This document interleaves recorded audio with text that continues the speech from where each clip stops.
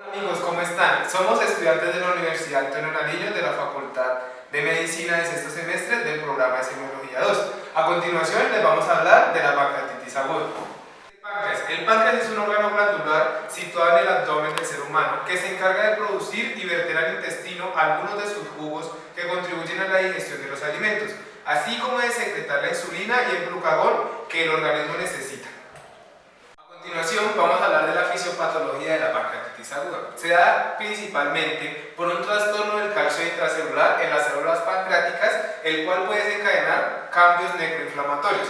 Está dado por diferentes fases.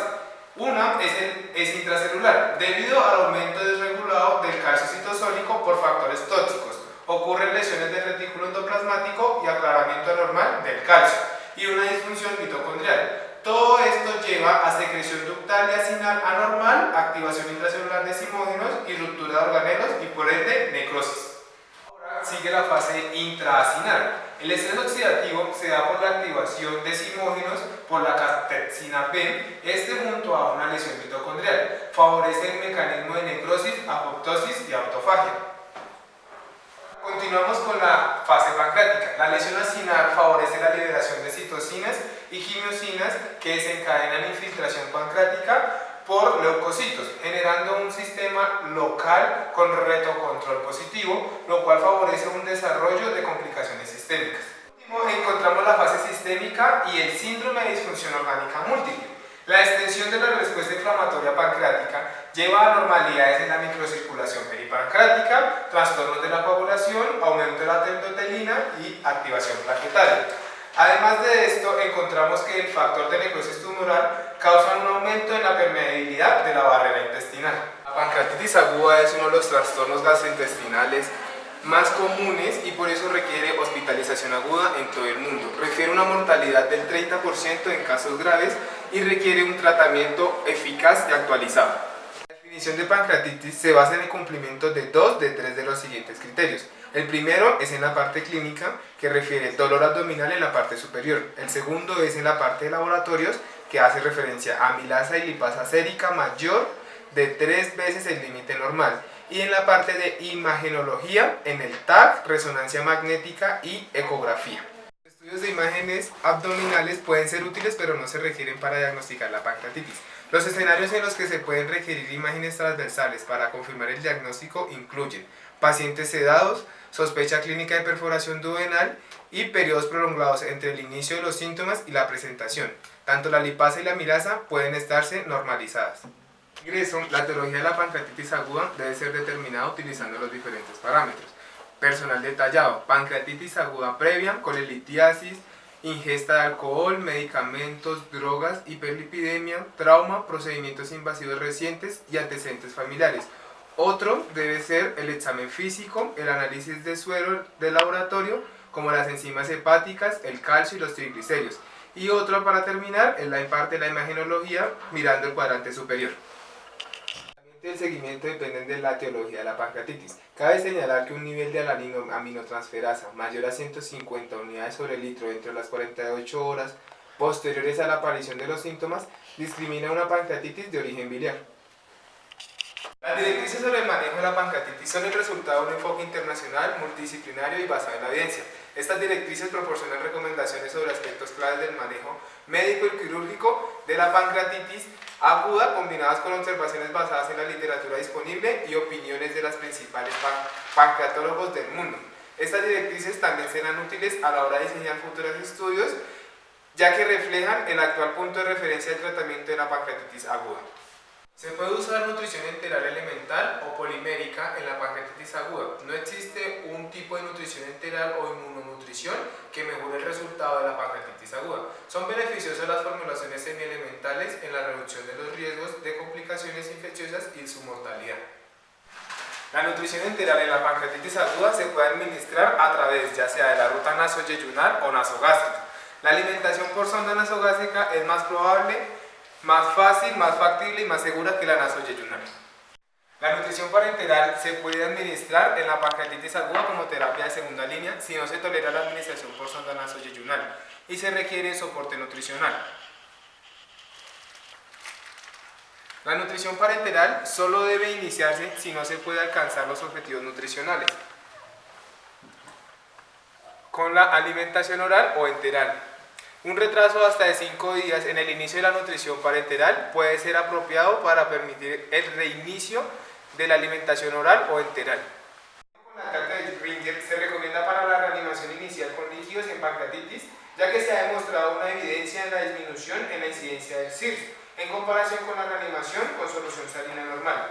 En esta no se recomienda el uso de hidroxicetilalmidón, ya que aumentó las tasas de insuficiencia renal y su mortalidad. La velocidad de infusión óptima para la reanimación inicial con líquidos es administrar terapia intravenosa con fluidos de 5 a 10 mililitros kilo hora, utilizando inicialmente hasta alcanzar los objetivos de reanimación. Dicha velocidad ha experimentado reducción en la necesidad de ventilación mecánica, síndrome de compartimiento abdominal, sepsis y mortalidad. La respuesta de la reanimación con líquidos debe estar basada en uno o más de los siguientes criterios. La indicación de la CPRE. La CPRE no está indicada en la pancreatitis biliar leve prevista sin colangitis. Tampoco está indicada en la pancreatitis biliar severa pronosticada sin colangitis, pero esta sí está indicada en la pancreatitis biliar con obstrucción del conducto biliar común y en pancreatitis biliar y en colangitis.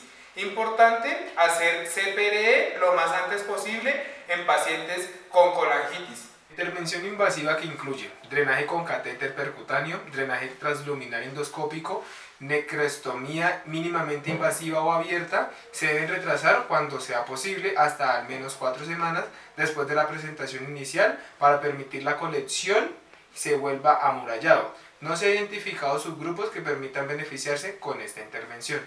Intervención temprano tardía, independientemente de la presencia de necrosis, los pacientes con catástrofes intraabdominales como hemorragias, perforaciones, síndromes de compartimiento abdominal requieren una intervención inmediata, como la angioembolización o drenaje percutáneo con catéter de ascitis. El drenaje percutáneo retroperitoneal del catéter guiado por imagen inicial o el drenaje transluminal endoscópico, seguido, si es necesario, de la necrostomía endoscópica o quirúrgica, son intervenciones óptimas para la pancreatitis necrotizante infectada, la cual se ha demostrado en varios estudios que disminuyó las complicaciones mayores a corto plazo, como la aparición de múltiples fallas orgánicas y complicaciones a largo plazo, como la insuficiencia endocrina. El catéter percutáneo o el drenaje transluminal endoscópico debe ser el primer paso para el tratamiento de pacientes con pancreatitis necrotizante infectada o sospecha o confirmada del drenaje percutáneo del catéter es técnicamente factible en un 95% de los pacientes. Solo se evitará del 23 al 50% de las necrostomías en pacientes con pancreatitis necrotizante.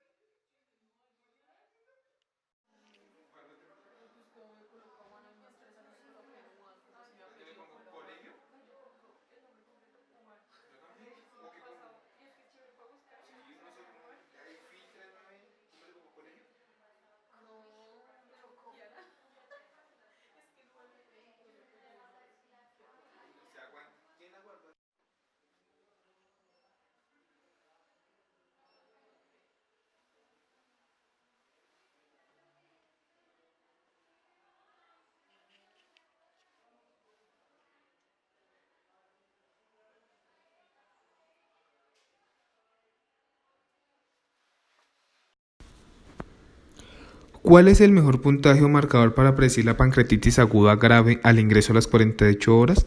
Se recomienda el síndrome de respuesta inflamatoria sistémica SIRS para predecir pancreatitis aguda grave al ingreso y el SIRS persistente a las 48 horas. El SIRS transitorio se debe tener en cuenta porque se define como la presencia de 2 o más de los siguientes 4 criterios. El primero es la temperatura menor a 36 grados centígrados o mayor a 38 grados centígrados. La frecuencia cardíaca mayor a 90 latidos por minuto. La frecuencia respiratoria mayor a 20 respiraciones por minuto. Y en las células sanguíneas blancas se puede definir como leucopenia o pancitopenia. El CIRS persistente mayor a 48 horas se asocia con una falla multiorgánica y mortalidad en pancreatitis aguda. La falla multiorgánica persistente mayor a 48 horas es determinante clave de la mortalidad en esta pancreatitis aguda. El CIRS persistente se asoció con una mortalidad del 25% en comparación con el 8% del CIRS transitorio. La sensibilidad del CIRS persistente para la mortalidad es del 77 al 89% y una especificidad del 79 al 86%. ¿Cuál es el mejor resultado en la estrategia para predecir la pancreatitis aguda durante el ingreso? Se recomienda un enfoque de 3 dimensiones para predecir el resultado de la pancreatitis aguda que combina factores del riesgo del huésped, como por ejemplo la edad, la comorbilidad o el índice de masa corporal. La estratificación del riesgo clínico, por ejemplo el CIRS persistente. El monitoreo de la respuesta al tratamiento inicial, por ejemplo el CIRS persistente, nitrógeno ureico en sangre y creatinina. ¿Cuál es la indicación y el momento de la tomografía computarizada inicial? La indicación para la evaluación inicial de la tomografía computarizada en la pancreatitis aguda puede ser: primero, por la incertidumbre diagnóstica; segundo, por la confirmación de la gravedad basada en predictores clínicos de la pancreatitis aguda grave; tercero, la falta para responder al tratamiento conservador o al contexto de clínica y su deterioro. El momento óptimo para la evaluación inicial de la tomografía computarizada es al menos de 72 a 96 horas después del inicio de los síntomas. Se debe tener en cuenta que en la mayoría de los pacientes no se requiere tomografía computarizada para el diagnóstico de la pancreatitis aguda.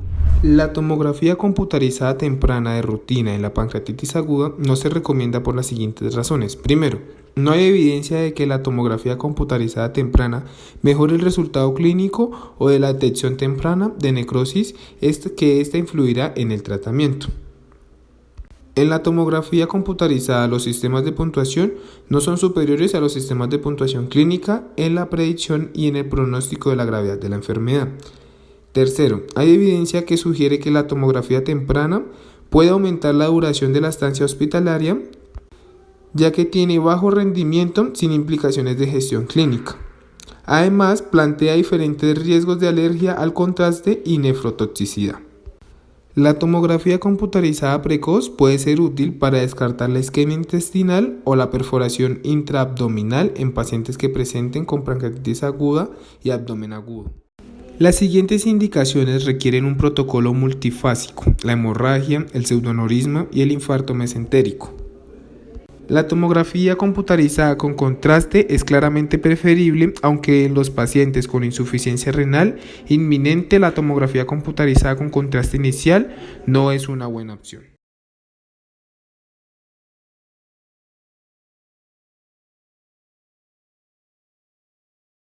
Síndrome de compartimiento abdominal. Se define como la presión intraabdominal sostenida mayor a 20 milímetros de mercurio con o sin presión de perfusión arterial abdominal menor a 60 milímetros de mercurio, asociado con insuficiencia orgánica de nuevo inicio. La hipertensión intraabdominal, definida como el aumento patológico continuo o repetido de la presión abdominal mayor a 12 milímetros de mercurio. Ocurre en el 60% de los casos de pancreatitis aguda grave.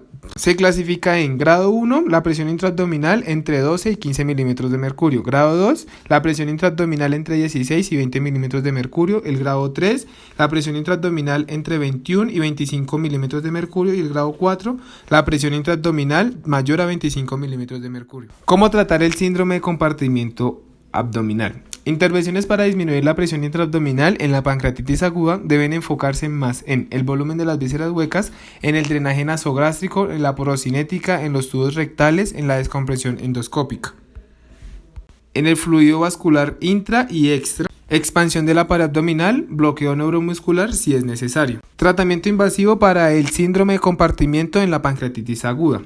La descompresión invasiva solo debe usarse después de una discusión multidisciplinaria en pacientes con presión intraabdominal sostenida mayor a 25 milímetros de mercurio con insuficiencia orgánica de nuevo inicio, resistente al tratamiento médico y descompresión nasogástrica y rectal.